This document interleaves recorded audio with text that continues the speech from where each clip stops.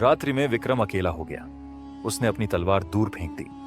वह ध्यानस्थ हुआ और अपनी चेतना में प्रवेश किया। वह एक अंधेरे गुफा में पहुंचा। वहां बैठा था एक और विक्रम, वही चेहरा, वही वेश, पर उसकी आंखें जल रही थीं। उसने कहा, तू मुझे नकार सकता है विक्रम, पर तू मुझसे बना है। तेरी हर क्रूरता, हर क्रोध, हर मोह मैं हूं। सामने बैठा विक्रम शांति से बोला, तू मेरा भाग है, पर तू मेरा स्वामी नहीं। मैं तुझे स्वीकार करता हूं और तेरे ऊपर शासन करता हूं। तभी दोनों विक्रम आपस में भिड़ गए। तलवारें नहीं चलीं, केवल विचार, स्मृति और पीड़ा का युद्ध हुआ। और अंत में विक्रम ने स्वयं के अंधकार रूप को आलिंगन में लिया और वह छाया उसी में समा गई। छठा निशान उसके हृदय पर उभर आया, त्रिकाल यंत्र, एक ऐसा चिन्ह जो समय, चेतना और इच्छा शक्ति का प्रतीक था। जंभासुर ने आकाश से गर्जना की, अरे मानव, तूने मेरी आत्मा को भी शुद्ध कर दिया। अब मैं केवल बाहर नहीं, भीतर भी हार रहा हूं। पर फिर उसकी हंसी गूंज उठी, पर सातवीं गुत्थी अभी बाकी है विक्रम, और वह है तेरा सबसे प्रिय लखन। क्या तू उसे भी खोने के लिए तैयार है? अंत में लखन को एक अजीब बुखार लग जाता है। उसकी आंखें पीली होने लगती हैं और वह कहता है, मुझे अजीब सपने आ रहे हैं भाई। मैं किसी पिशाच की गुफा में हूं और मुझे कोई बुला रहा है।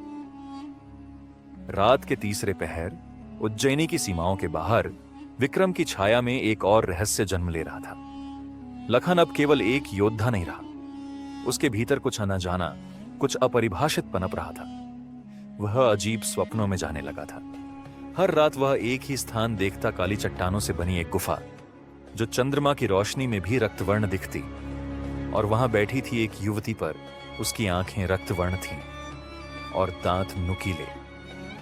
एक रात जब लखन ध्यान में गया, वह स्वयं को उस गुफा में खड़ा पाया। उसके सामने वह युवती खड़ी थी, गहरे जामुनी वस्त्र, काले बाल और एक मोहक पर अजीब सी मुस्कान। वह बोली, लखन, मुझे शाप मिला था, परंतु अब मैं स्वयं को मुक्त करना चाहती हूं। मैं पिशाचिनी नहीं, कभी एक अप्सरा थी, त्र्यंबका। जंभासुर ने मेरे प्रेम का मजाक उड़ाया और मुझे इस गुफा में शापित कर दिया। तुम्हारे भीतर एक दिव्य अग्नि है, वही मुझे मुक्ति दे सकती है। लखन हकबका गया, पर मैं तो केवल एक सैनिक हूं। त्र्यंबका ने आगे बढ़कर उसका हाथ थामा, पर तुम वही हो जिसके कारण जंभासुर कांपता है, क्योंकि उसे पता है कि यदि तुम्हारा हृदय जाग गया तो सातवीं गुत्थी खुल जाएगी। विक्रम अपने ध्यान में बैठा था जब उसे एक विचित्र कंपन महसूस हुआ।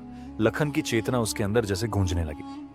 वह देख रहा था, वह पिशाचिनी और लखन उसके बहुत करीब था। वेद मित्र चौंक पड़ा, राजन, ये सातवीं गुत्थी की छाया है। यदि लखन पिशाचिनी के प्रेम में पड़ गया तो वह विक्रम नहीं बचेगा, बल्कि वह खुद जंभासुर का नया रूप बन सकता है। विक्रम उठ खड़ा हुआ, मैं अपने भाई को अंधकार में नहीं जाने दूंगा, चाहे मुझे नर्क पार करना पड़े। तीसरी रात विक्रम स्वयं उस स्थान पर पहुंचा जहां वह गुफा थी, वह भूमि जहां त्र्यंबका की आत्मा कैद थी। गुफा के द्वार पर रक्त से लिखा था, जो भीतर गया उसका हृदय उसी का रहेगा।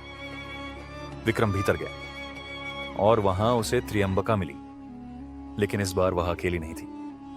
लखन अब उसके पीछे खड़ा था, उसकी आंखें भी अब लाल थीं।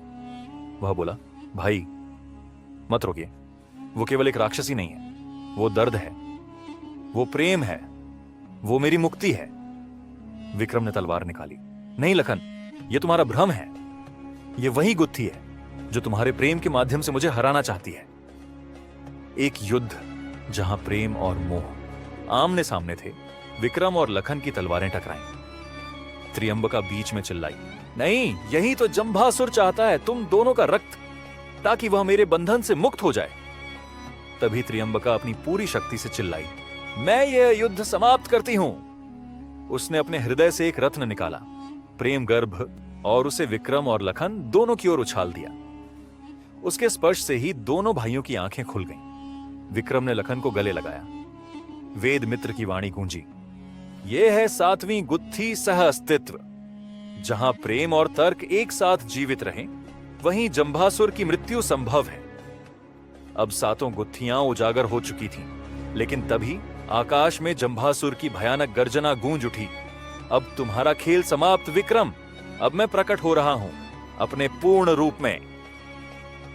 जैसे ही 7वीं गुत्थी पूर्ण हुई, दिशाएं कांप उठीं। आकाश में एक भयानक दरार पड़ी। देवताओं की भूमि से नीचे और पाताल की गहराइयों से ऊपर एक विचित्र द्वार खुला, जिससे निकलती थी तीव्र चीखें, धधकती अग्नि और शून्यता का भय। वेद मित्र ने कांपते स्वर में कहा, ये द्वार ए मायामर है। वहां से वह प्रकट होगा जो देवों, असुरों और मानवों तीनों के लिए विनाश है। वह जंभासुर का पूर्णतम रूप है, जंभ महाशून्य, जो केवल त्रिविध बल से रोका जा सकता है। विक्रम, लखन और त्रियंबका अब एक चक्र के भीतर खड़े थे। त्रियंबका बोली, विक्रम, अब तुम्हारा शौर्य ही नहीं, देवताओं की शपथ भी तुम्हारे साथ होगी। यदि वे समय पर आए तो। स्वर्ग में हलचल मच चुकी थी। इंद्र, वरुण, अग्नि और यम एक गोपनीय सभा में बैठे थे। इंद्र ने कहा, विक्रम ने 7 गुत्थियां सुलझा दी। अब जंभासुर अपने पूर्ण रूप में प्रकट होगा। यदि वो विक्रम को हराकर देव सत्ता तक पहुंच गया तो अमृतत्व पर उसका अधिकार होगा। यमराज ने गंभीर स्वर में उत्तर दिया, पर नियम कहते हैं हम सीधे हस्तक्षेप नहीं कर सकते जब तक मनुष्य स्वयं नहीं मांगे त्रिदेव संयम की शपथ। तभी ब्रह्मा की आकाशवाणी गूंजी, यदि विक्रम त्रिदेवों की शपथ ले तो देवों को उतरना ही होगा। अब निर्णय मनुष्य का है। गुफा की छत फटने लगी थी और अब उसमें से प्रकट हो रहा था जंभासुर का अंतिम रूप। 4 हाथ, 8 आंखें, अग्नि से बना शरीर और सिर के ऊपर अनगिनत आत्माओं की माला। उसकी हंसी में ऐसा कंपन था कि पृथ्वी पर भूकंप आया। वह बोला, अब तू केवल राजा नहीं, मेरी थाली है विक्रम। मैं तेरे भीतर के 7 रत्नों को खाऊंगा और अमर हो जाऊंगा। विक्रम ने तलवार को अपनी छाती पर रखा और चिल्लाया, त्रिदेवों की शपथ लेता हूं, यदि मैं असत्य बोलूं तो यह अग्नि मुझे भस्म कर दे। क्षण भर में आकाश बिजली से फट पड़ा। ब्रह्मा, विष्णु और महेश की चेतना उसके चारों ओर प्रकट हुई। त्रियंबका पीछे हट गई। लखन विक्रम के साथ खड़ा हो गया। वेद मित्र ने मंत्रोच्चार शुरू किया, त्रिसंयोगे मृत्युंजय, त्रिगुणे शरणम गच्छ। 3 तलवारें, 3 शक्तियां में एक। ब्रह्मा ने विक्रम को दी ज्ञान खड्ग, जो किसी भी छल को भेद सकता है, 2। विष्णु ने दी धर्म चक्र तलवार, जो केवल धर्म की रक्षा में चले, 3। शिव ने दी विनाशास्त्र, जो सृष्टि को मिटा भी सकता है और नया जन्म भी दे सकता है। विक्रम अब त्रिदेवसेन बन चुका था। जंभासुर चीखा, धर्म, ज्ञान, प्रेम, ये तिनके हैं मेरे लिए। उसने अपना माया जाल फैलाया। गुफा अब ब्रह्मांड बन चुकी थी। सारे दृश्य बदलने लगे। कभी विक्रम को मां की मृत्यु दिखती, कभी लखन का शव, कभी त्रियंबका का विलयन। पर विक्रम अब भीतर से शांत था। वह चिल्लाया, मैं तुम्हारे भ्रम नहीं, अपने सत्य से लड़ता हूं। विक्रम ने ज्ञान खड्ग से मायाजाल को चीर दिया। धर्मचक्र तलवार से उसकी छाती पर वार किया और विनाशास्त्र को उस पर चलाने ही वाला था। तभी जंभासुर रो पड़ा। वह चिल्लाया, ठहर जा, मैं वो नहीं बनना चाहता था जो बना। मुझे तो बस डर था अकेले रह जाने का। विक्रम के हाथ रुक गए। देवताओं की चेतना मौन हो गई। विक्रम ने पूछा, तो क्या तुझे मृत्यु नहीं चाहिए? जंभासुर थरथराता हुआ बोला, नहीं, पर शायद मोक्ष। विक्रम ने अपनी तलवार नीचे रख दी और कहा, तू मृत्यु नहीं, शांति चाहता है तो जा, लौट जा वहीं जहां से तू कभी डर के कारण अलग हुआ था। त्रियंबका ने मंत्र पढ़ा। जंभासुर की आत्मा धीरे धीरे जलते हुए शून्य में विलीन होने लगी। उसके अंतिम शब्द थे, विक्रम, तुझसे हार कर मैं स्वयं से जीत गया। जंभासुर की आत्मा शून्य में विलीन हो गई, पर जैसे ही उसका अंतिम अंश मिटा, उज्जैनी की धरती पर एक रहस्यमयी कंपन हुआ। चारों ओर खामोशी छा गई, पर उस मौन के भीतर छिपी थी एक नई हलचल। राजा विक्रमादित्य, लखन और त्रियंबका जैसे ही गुफा से बाहर निकले, आकाश पर एक दुर्लभ नक्षत्र दिखाई दिया, अर्क प्रलय योग, जो हर 1000 वर्षों में एक बार बनता है। इस योग में समय की गति धीमी हो जाती है और भूत, भविष्य और वर्तमान तीनों के द्वार खुल जाते हैं। वेदमित्र कांपते स्वर में बोला, यह शुभ नहीं है। जंभासुर का अंत समय की लकीरों में एक दरार छोड़ गया है। कोई या कुछ उस दरार से लौट रहा है। उसी रात विक्रमादित्य को एक स्वप्न आया। एक स्त्री जो अंधकार से बनी थी मगर जिसकी आंखें अग्नि से जल रही थी, वह विक्रम को देखकर बोली, राजन, जंभासुर को हराने में तुमने समय की गति को झकझोर दिया है, पर क्या तुम उस वचन को भूले हो जो तुम्हारे पूर्वज ने महाकाल से किया था? विक्रम चौंका। वचन? कौन सा वचन? वह स्त्री मुस्कुराई और बोली, जिसका मूल्य तुम अब देने वाले हो अपने उत्तराधिकारी के माध्यम से। जैसे ही वह गायब हुई, विक्रम की आंख खुल गई और उसके माथे पर एक त्रिशूल चिन्ह उभर आया। वेद मित्र दौड़ते हुए आया और बोला, राजन, त्रिशूल चिन्ह का अर्थ है कि देवों और राक्षसों के बीच अब फिर एक युद्ध जन्म ले चुका है, पर इस बार युद्ध का कारण मानव होगा।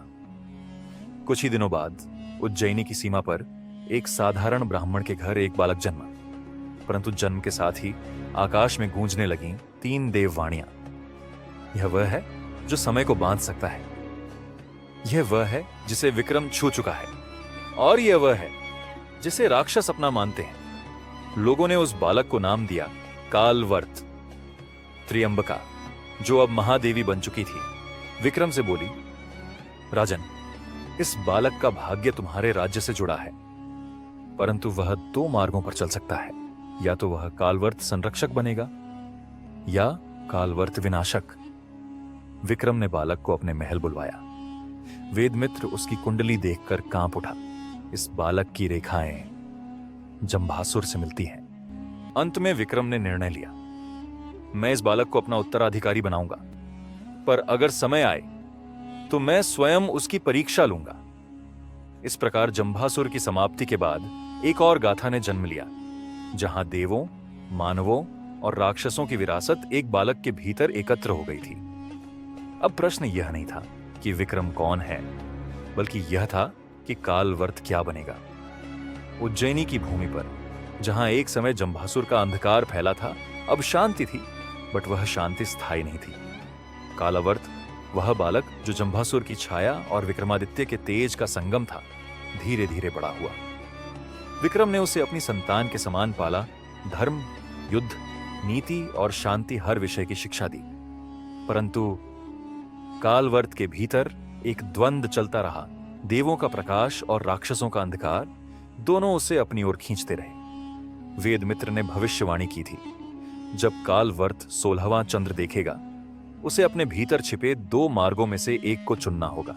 या तो वह काल विनाशक बनेगा या काल बंधक, वह जो समय को स्वयं के अधीन कर ले। उस रात जब कालवर्त 16 वर्ष का हुआ, वह स्वयं चला गया उज्जैनी से दूर एक गुप्त मंदिर की ओर, जहां समय चक्र की शक्ति छिपी थी। वहां उसे 3 रूप मिले। एक, विक्रम का प्रतिबिंब जो न्याय, शौर्य और बल का प्रतीक था। 2, जंभासुर की छाया जो शक्ति, घृणा और महत्वाकांक्षा की आग थी।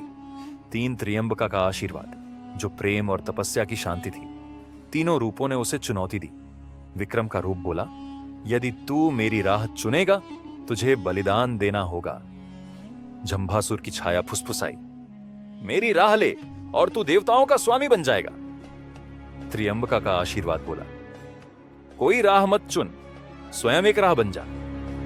कालवर्त का उत्तर, कालवर्त ने अपनी आंखें बंद की और कहा, मैं राक्षसों की शक्ति, देवों की करुणा और मानव की विवेक को जोड़कर एक तीसरा मार्ग चुनता हूं। न मैं समय का दास बनूंगा, न उसका स्वामी, मैं काल का प्रहरी बनूंगा। उसने समय चक्र को स्पर्श किया और वह चक्र टूट गया। न समय रुका, न आगे बढ़ा, बल्कि मुक्त हो गया। जब कालवर्त लौटकर उज्जैनी आया, विक्रम बूढ़ा हो चुका था। वह मुस्कुराया और बोला, तू वही बन गया जो मैं कभी सोच भी न सका। राज्य तेरा नहीं होगा, पर तुझ पर रहेगा समय का उत्तरदायित्व।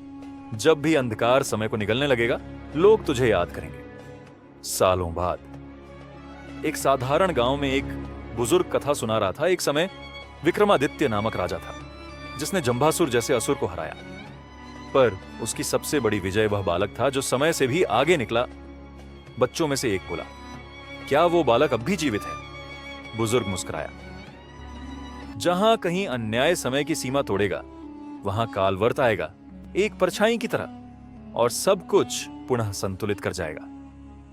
अगर आपको विक्रमादित्य और जंभासुर की यह रहस्यमयी गाथा पसंद आई हो तो इस कथा को एक अर्जुन की नजर जैसा लाइक दीजिए, दूसरों तक नारद की वाणी की तरह शेयर कीजिए और ऐसी ही दिव्य रहस्यमयी कहानियों के लिए हमारे चैनल को वेदों की तरह सब्सक्राइब करना मत भूलिए। नई गाथाओं के साथ फिर मिलेंगे। तब तक याद रखिए, हर युग में, हर समय में एक विक्रम जरूर होता है।